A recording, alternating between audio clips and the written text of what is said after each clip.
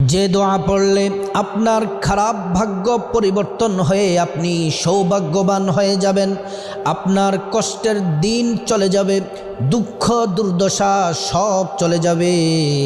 আল্লাহ পাক রব্বুল আলামিন অফুরন্ত রিজিক আপনাকে দিবেন।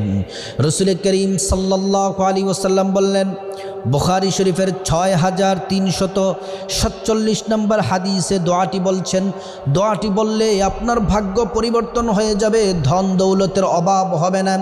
দোয়াটি হলো আল্লাহুম্মা ইন্নী আউযু বিকা মিন জাহদিল বালাই ওয়া দারকিশ শাকাই ওয়া সুইল কাযাই ওয়া শামাতাতিল আ'দা।